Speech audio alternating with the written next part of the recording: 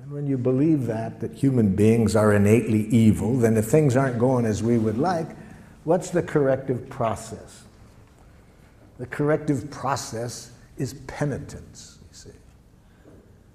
When people are evil, you think that the way to bring about change when people are behaving in a way you don't like is to make people hate themselves for what they're doing. So for these political reasons and theological reasons, we started to develop a language that I call jackal language. It's a language that cuts us off from life and makes it very easy to be violent. Very easy to be violent. In fact, in that book I mentioned, Wink says that domination cultures, one of the things you have to educate people is to make violence enjoyable, you see. And we've done a good job of that. We make violence enjoyable in our culture. For the 2 hours a night from 7 to 9 when children are watching television the most, in 75% of the programs they watch, the hero either kills somebody or beats them up, you see. And when does this happen? At the climax of the program. We've been educated for quite a while to make violence enjoyable. So what is jackal language like? See, jackal language, as I've mentioned, is a language of moralistic judgments. You think in terms of who's right, who's wrong, who's good, who's bad. And when you mention change, yes, we want change at times. So how do you get change in the jackal system? Watch a parent try to bring about change in the child. This is a parent teaching a young child say one of the most important words in jackal. Say you're sorry. I'm sorry. You're not really sorry. I can see it. You're not really sorry. I'm sorry. Okay, I forgive you. Can you imagine a game like that? Can you imagine a parent responding to a child that way? And if a parent is going to do that to a child in their own family, what are they going to do to people from other cultures who behave in a way they don't appreciate? So of course you're going to have violence wherever you have this kind of thinking. In cultures that do not have this thinking, you don't see violence, you see. So that's how we got off target. Even though we could be playing the game, make life wonderful each moment, we have been educated for quite a while to play another game, who's right. So what are the parts of this game of who's right? I've just mentioned one of them. One part is moralistic judgments, learning how to go up to our head and think basically in terms of right and wrong, good and bad, normal, abnormal. I learned this game very well. I speak several dialects of jackal. I grew up in Detroit. We spoke a rather harsh dialect of jackal. We might call it Detroit jackal. For example, if I'm out driving and someone is driving in a way that I don't like, and again, I want to install change, you see, I roll down the window, idiot!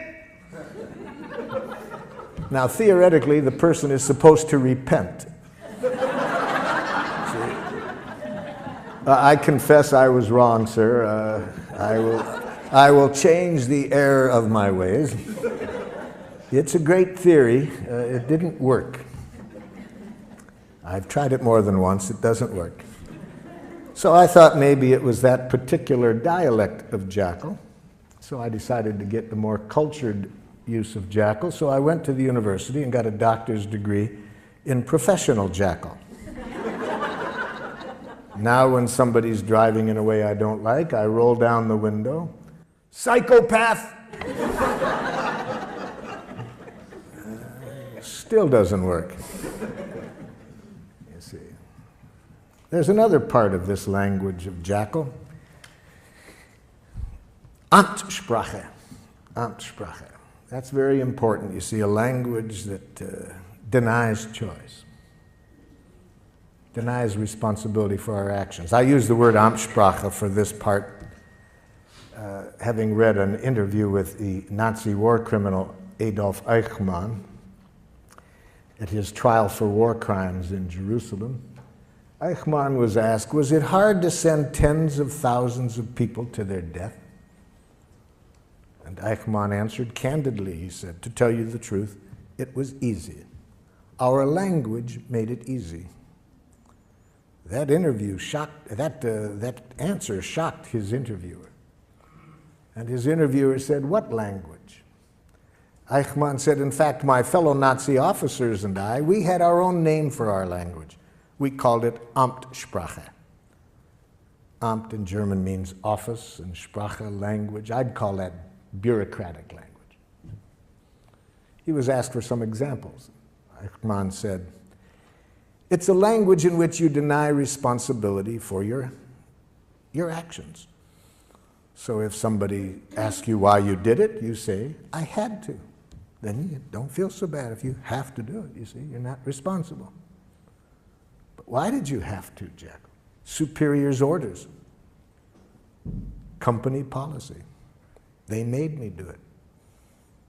I couldn't do elsewise. Very dangerous language, Amtssprache. Very dangerous. We have giraffe schools. I use the word giraffe, you see, as a symbol for nonviolence. We'll see today that the language we're going to study is a language of the heart. And so I use giraffe language for that because giraffes have the largest heart of any land animal. So,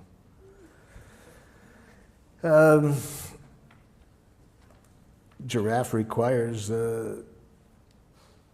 always being conscious of choice, you see. We never do anything that we don't choose to do. But I was teaching giraffe to a group of parents and teachers in one community, and we have giraffe schools throughout the world. We have 5 in Israel, 4 in Palestine, some in Serbia, and so forth.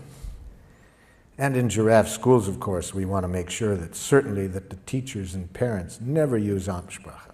One of the most dangerous languages in the world. To teach a child, you have to do something. So I was saying this one time in St. Louis, Missouri, to a group of parents and teachers, and a mother got very upset. She said, but there are some things you have to do, whether you like to do it or not.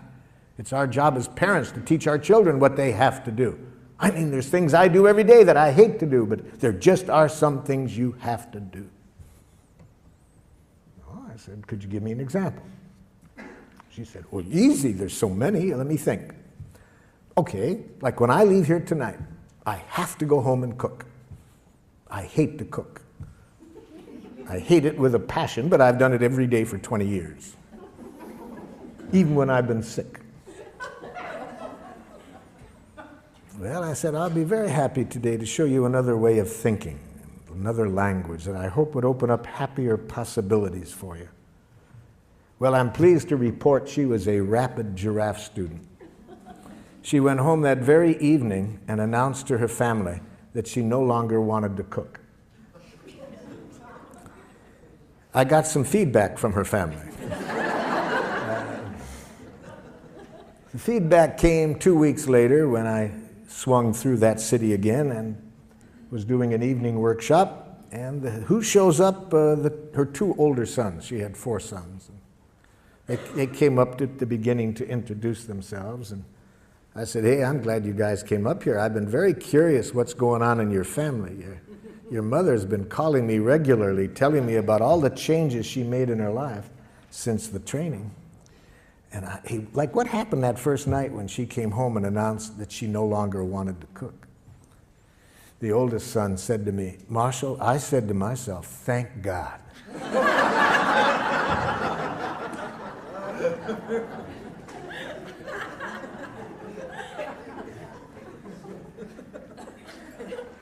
I said, help me understand that one. He said, I said to myself, now maybe she won't complain at every meal, you see. You see, natural giving, what I started the day off with that song, anything we do in life that isn't coming out of that energy, we pay for it and everybody else pays for it. Anything we do out of fear of punishment, if we don't, everybody pays for it. Anything we do for a reward, everybody pays for it. Everything we do to make people like us, everybody pays for it. Everything we do out of guilt, shame, duty, obligation. Everybody pays for it. That isn't what we were designed for. We were designed to enjoy giving, to give from the heart. Now, when I was here in San Francisco working with the school system back in the 70s, the superintendent of schools asked me to go into an elementary school. He said the parents are complaining about the quality of relationship between these teachers and the administrator. They said the tension in the school is so great that the parents want to take their children out of the school. So he asked if I would go in and see if I could open up better communication between the staff and the administrator.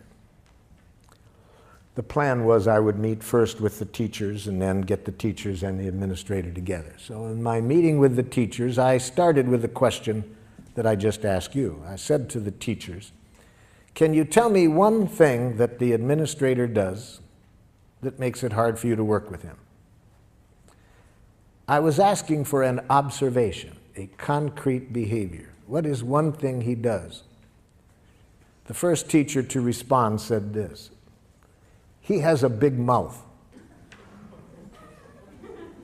Now, can you see the difference between the question I asked and the answer I got? I did not ask, what size mouth does the principal have? So this teacher was giving me an evaluation, an analysis that implies wrongness. You see, we've been so trained to think that way that sometimes we can't separate fact and opinion. All we see is our enemy image. See, whether it's an individual or a nation, we have been trained to think in enemy images, wrongness. And it obscures reality. We don't see the behavior, we just see our enemy image. In his book, Out of Weakness, Andrew Schmuckler says that when cultures are taught to think this way, not to just see the person, but an image, a judgment they've made, bombs are never far away, you see. So I pointed this out to the gentleman, that this was not an answer to my question. I wanted to know one thing the principal did. This man was stuck. He just couldn't get it. The woman sitting next to him tried to help. She says, well, I know what he's referring to. I said, okay, help him out. What's one thing that the principal does? He talks too much. No, too much is a judgment. I ask for an observation, not a judgment. See, this is how jackal-speaking people think. They really have been brought up to think there is such a thing as a just right amount of everything. And too much and too little, and that they know what it is, see? So they think that way. It doesn't make resolving conflicts too easy with them when people have an idea that there's a right and a too much and a too little, and they know what it is. And especially when they mix it up with an observation. I was just asking, what does the person do? And again, for the second time, this person couldn't see the behavior separate from the judgment. A third person tried to help. Well, I know what they're talking about. Okay, what? He thinks he's the only one that has anything worth saying. No, telling me what you think he thinks is an evaluation you're making of what you think is going on in his head. I was asking for what does he do? A fourth woman said, he wants to be the center of attention all the time. I said, now you're giving me a judgment or a diagnosis of his motives. Even if it's accurate, it's a diagnosis of his motives. It's not an observable behavior. My question was, what does he do? Now the entire faculty sits there quiet. Nobody can answer the question. And one of the women said to me, boy, Marshall, that's hard to do. Yes. In fact, the philosopher Krishnamurti says that to observe without evaluating is the highest form of human intelligence, you see. So those of us who have been taught to think in these enemy images, immediately to think right, wrong, good, bad, normal, abnormal, appropriate, inappropriate, to this, to that, we can't see reality. All we see is our enemy images. Well, with great help, with great effort on my part, I finally got them to get rid of the images and answer this simple question: what does he do? There was several things, but the one that they wanted particularly to start working with him on was this: that during their once-a-week faculty meetings, regardless of what was on the agenda, he would relate it to a war experience or a childhood experience. And the average meeting lasted 20 minutes longer than it was scheduled. Okay, that answered my question of what he did. He talked about war experiences, childhood experiences, rather than sticking to the agenda. I said, have you called that to his attention? They said, well, we can see now that when we try to talk to him about it, these other judgments get mixed in, and he gets defensive. So they thought it would be a good idea to talk to him about it, but they asked if I would be at the meeting just in case. So I attended their next staff meeting, and I saw rather quickly what they were talking about, because almost as soon as an issue came up, the principal would say, oh, that reminds me of a time, and he would start to tell a story. And I was waiting for somebody to confront him on this in Giraffe, but instead of that, there was a lot of nonverbal jackling going on. People were going like this, rolling their eyes, poking the person next to them, yawning, looking at their watches, holding the watches up to the ears.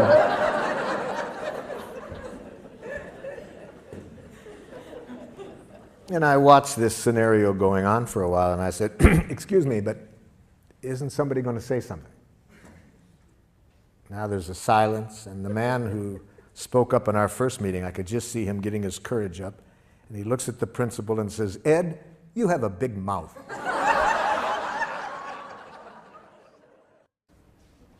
We're going to show you today that all what used to sound like criticism, judgments, blame, are simply tragic, suicidal expressions of please. My brother yells at me to get in the car to go to school, and then he makes me late to school. Who yells? See, but you see, yells is a kind of a little bit of an evaluation. He speaks in a tone of voice. Yeah. Okay, it's the tone of voice. I was asked at Lincoln High School. Is there Lincoln High School in San Francisco? Yeah. Many years ago, I was asked to work with the faculty there. They were having a lot of tension amongst the faculty racially, ethnically. There was a lot of tensions. And the superintendent asked me to work there, and I started the day asking, tell me something that somebody else on the faculty does that you don't like. Man turns to the woman next to him and says, I don't like it when you yell in our faculty meetings. She says, who yells?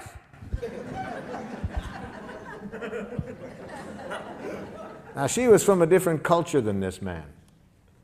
See, what was yelling in her culture was quite different. And about 10 minutes later, when she started to yell at him by her own definition, I saw a difference, you know. So raises the voice when he's asking you to get ready for school. Yeah. Yes. Or just kind of gets angry at me to get in the car. Now, gets angry, that's maybe accurate, but it's a diagnosis. We don't know whether he's angry. He might be scared that, you know, you're going to miss school. Yeah.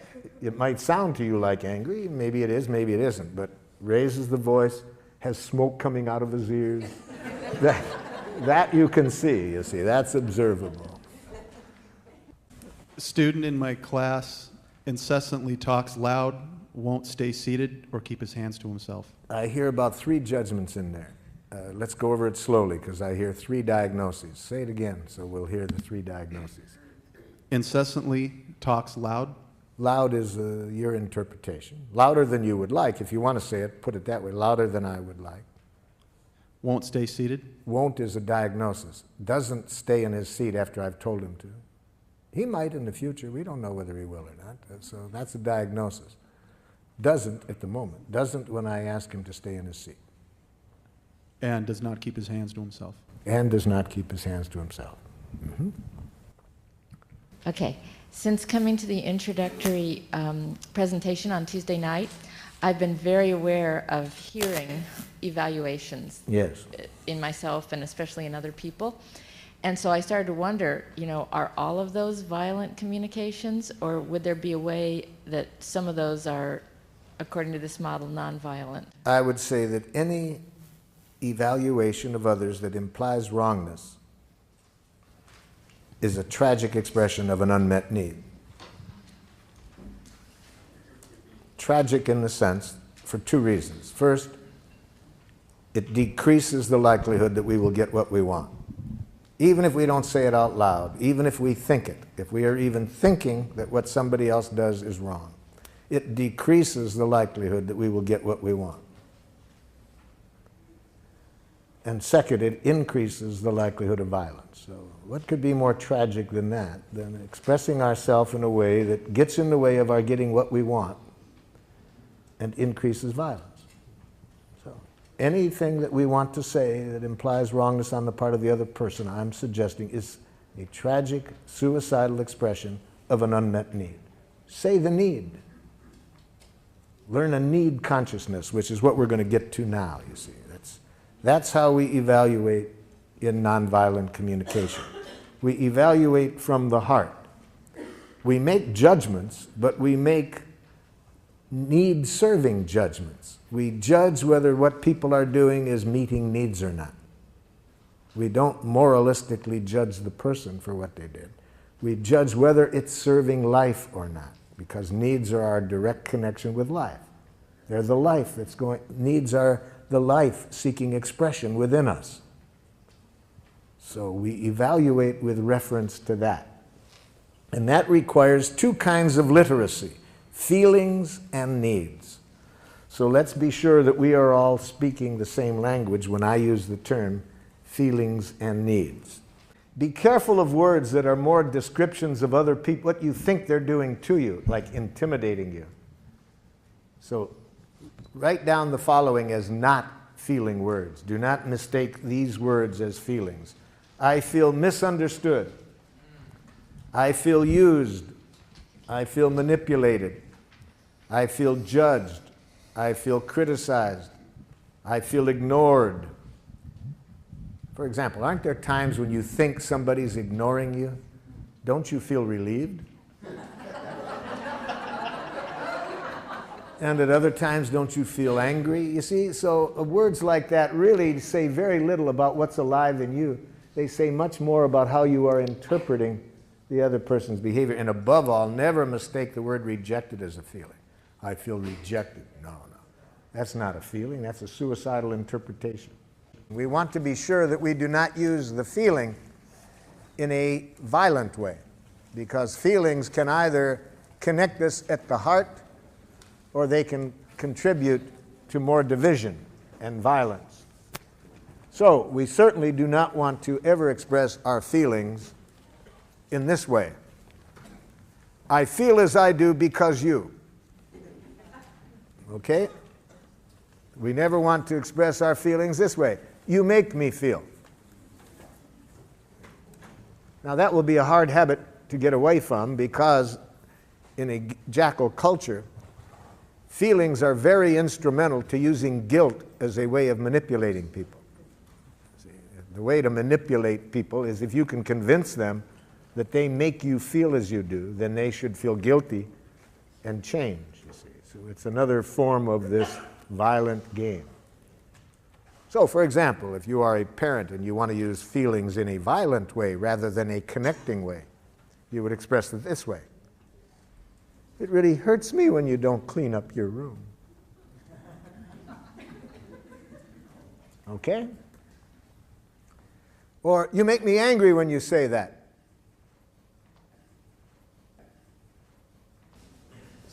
I was talking during the break about one of my happiest days as a parent was when my oldest son went to a jackal school for the first time. He had gone 6 years to a giraffe school that I had helped create, and but then I wanted him to learn how to enjoy jackals as well. So, and in giraffe schools, we also want to be aware that the children are not always going to be in this setting, so we want them to learn how to stay with their own values regardless of which structure they're in, you see. So he comes back the first day from school, and he looked less than happy, and I said, how was the new school, Rick? And he said, it's okay, Dad, but whew, boy, some of those teachers, Dad. I said, what happened? He said, Dad, I wasn't even in the front door, really. I was halfway through the front door, and some man teacher comes running over and says, my, look at the little girl. Can you guess what the teacher was reacting to? Yeah, my son's hair was down to his shoulders.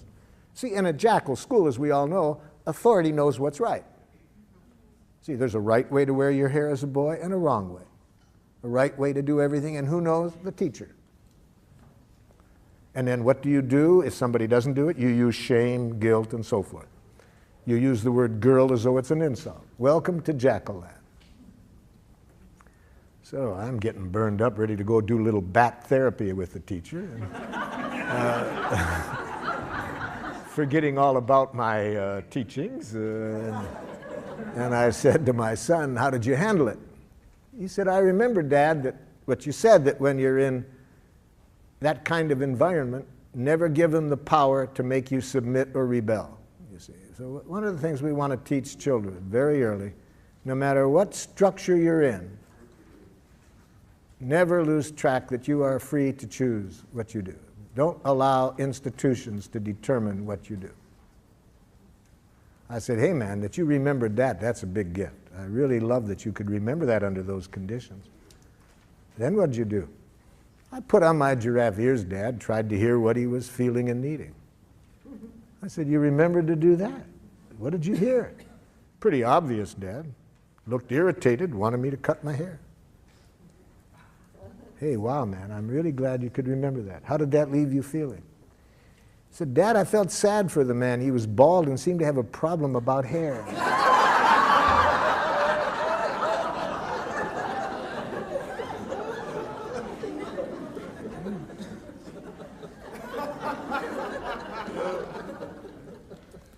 So we want children, the same thing we want to teach adults.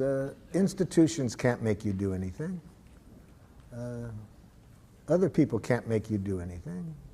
No human being has ever done anything they didn't choose to do. A Palestinian in the village of Hebron disagreed with me one time. He said, I don't agree with you, Marshal, that we only choose to do. Where was my choice 2 days ago? A soldier puts a gun at my head and says, take off your clothes or I'll shoot you. Where was my choice? I said, seems pretty obvious to me. You had a choice of whether to take off your clothes or not. He laughed. He said, okay, I got your point. I chose not to take off my clothes. That soldier knew I didn't have a gun. He was doing this to dishonor me. I chose to risk my life to protect my honor. Okay, so I'm not saying we always like the choices we have, but nobody can make us do anything we don't choose to do. So I said, apparently the soldier also chose not to shoot you, or else he was a very poor shot. My children taught me this about nobody does anything they don't choose to do. From the time they were 2 years old, they educated me that I couldn't make them do anything. All I could do is make them wish they had. And then they taught me another lesson, that any time I would do that, they would make me wish I hadn't made them wish they had. They taught me that violence creates violence.